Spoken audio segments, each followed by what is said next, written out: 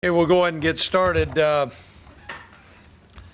We're certainly pleased with the win last Saturday afternoon. It was a hard-fought game, and we had a lot of adversity. It's always encouraging when maybe you don't play your best football, but find a way to be resourceful and put some points on the board and keep them out of the end zone enough to win. So we're really pleased with the victory over Northern Iowa. Our next opponent has given us fits through the last several years. We've had some great close games with them. Missouri State matches up well schematically with us, and so we're anticipating a really competitive game this Saturday at the Fargo Dome. So at this time, questions. Coach, why else besides schematically do you think Missouri State gives you guys so much fits? Well, I think some of it with the matchup. We've always had a hard time in our offensive scheme with the 3-4 and the style of 3-4 that they play. I mean, they got some strong physical guys inside, and we've always had a difficult time getting movement on them. So that takes us out of a lot of our game offensively. We're not a team that spreads people out, and so they're stout and strong inside, and that's always been a challenge for us. Offensively, it's a flip side. They're a wide open offense, spread offense, and so some of our advantage with our size and strength inside that gets neutralized because they spread the field out, and they've got good athletic guys. And Terry Allen, I think, described their football team to a T. They're very dangerous because of that style of play. Things can go really good for them, or it can go really bad. As you watch the tape, I'm baffled at the record because they've got good players and they play hard, and they've been in a lot of games and they've lost a lot of close games. So I'm sure it's been disappointing for them, but we've got our hands full this week. In years past, you've shuffled the offensive line when they face the 3-4. Is that a possibility this week? Well, we got a lot of shuffling to do. As you saw going into this game, we're going to find out a little bit more where we're at health-wise. We're anticipating our starting offensive line to be back, so that's certainly going to be helpful, but I'll know more as the week goes along. Health-wise, how are you coming out? How's Jack Flankers? Any update there? I would say he'd be listed as doubtful right now. We'll know a little bit more. Of course, we were told Gimstead was a no-go, and he was able to go, so stay tuned. You said maybe the biggest question mark, Craig, for starting on Saturday. I would think Plankers would be more of a question mark than Gimstead, quite frankly. But for starters, would he be the big? Colville will be back. Will he be the? Yes, yeah. I think Kimmy would be, but he finished the game and came in. Reports were he was going to be good to go this week. So did you lose anybody, Craig? Extended period of time for the year? Anything along those lines? No, we have not. Nope. It's just a bruised up team after that game, more or less. Yeah, and you know what, Jeff? After watching the game too, it was a physical, violent football game. There's bodies flying around everywhere, and so a lot of guys that are kind of limping along, but our guys usually find a way to get the field on Saturday.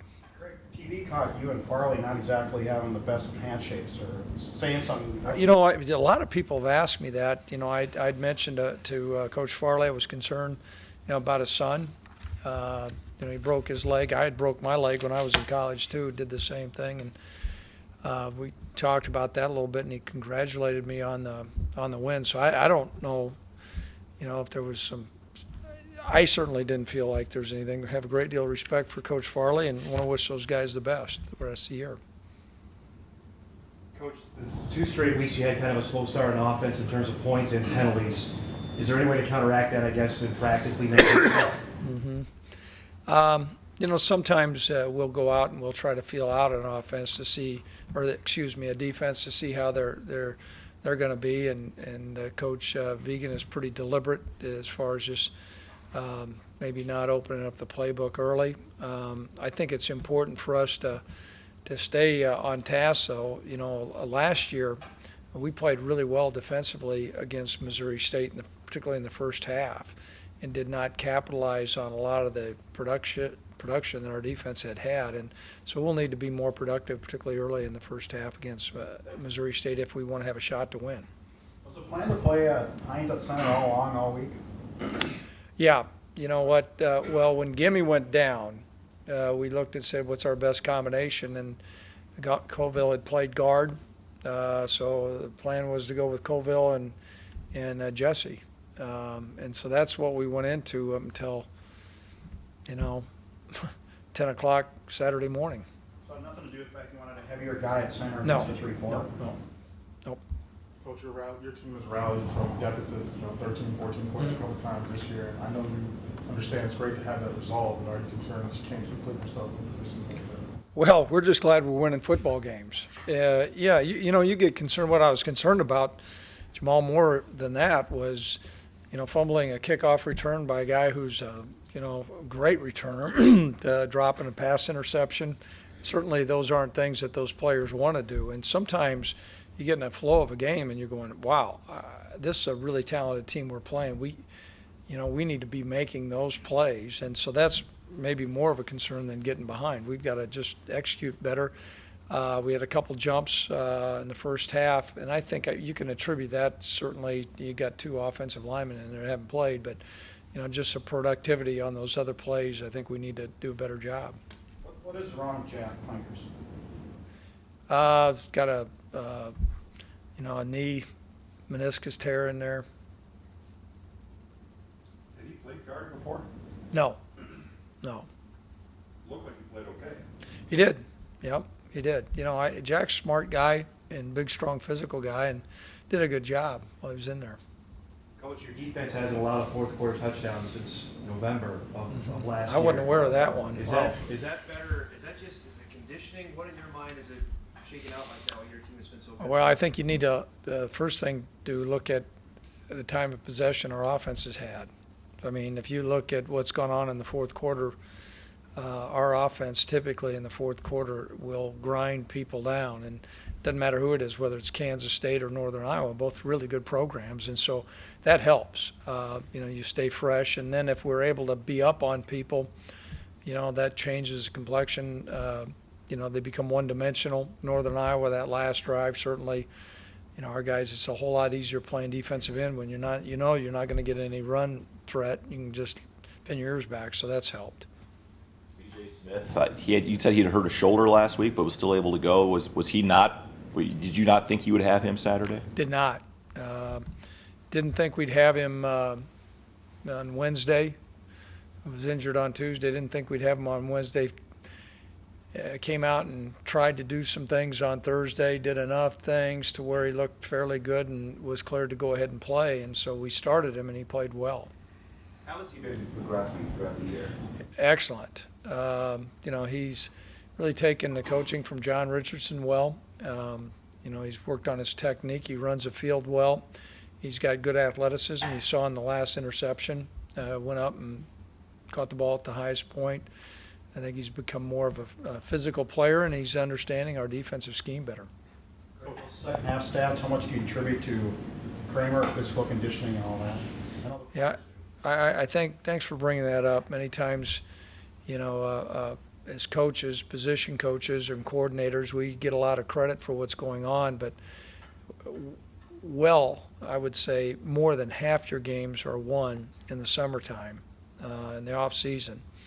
And you know what? Once that work is put in, Jeff, you either have it or you don't. And if you have it, that's a big, big asset. And combination, one's Jim's his technical, his skill set as far as understanding strength and conditioning, and then his ability to relate that to our players and players buying into that, and then recruiting the right type of guys that are committed to working hard. And you've got no answer for that in the fourth quarter. Those long drives in the defensive front particularly, those things don't happen by accident. And I think it's great that our players are acknowledging Jim, and I certainly would like to also. When you brought him with you, right? No, he was hired. After the first year I was a head football coach, we went through an interview process. We had a change in strength and conditioning there, and Coach Kramer was out I think the U.S. Olympic Training Academy. Had worked with Northern Iowa prior, though. So, yeah, it's been a great, great match. You've been around a bunch of those guys. What sets him apart then?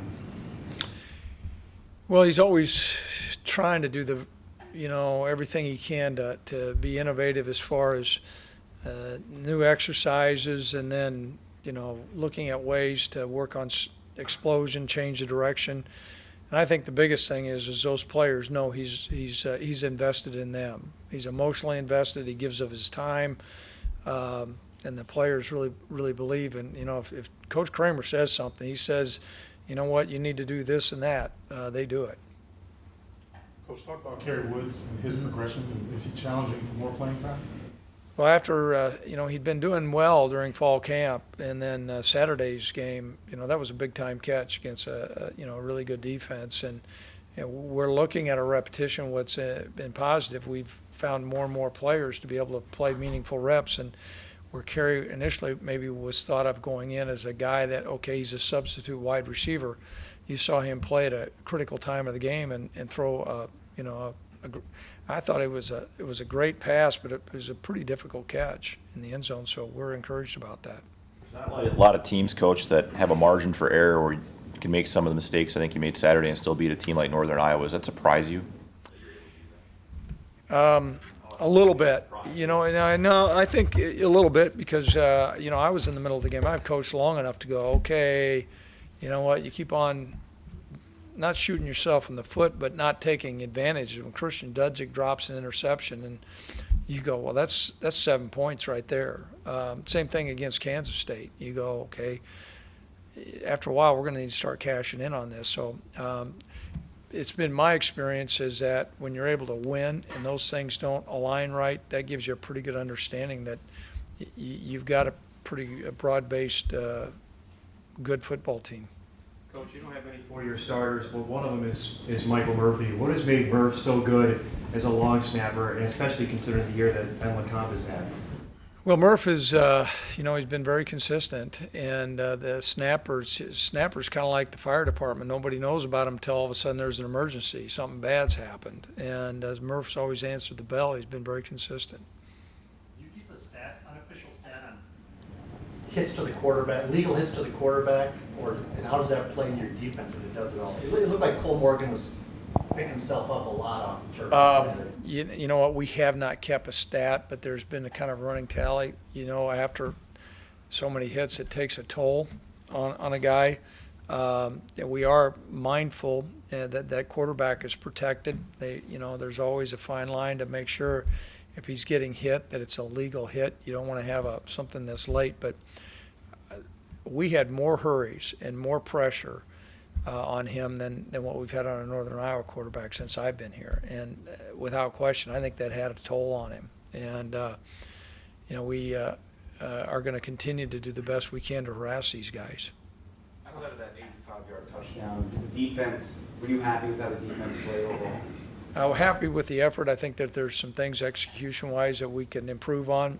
Probably are not apparent to the naked eye from the stands. The effort was very good. The 85-yard run's a concern, though. But that's an excellent running back. But that's a concern. He broke 3 tackles and ran away from us.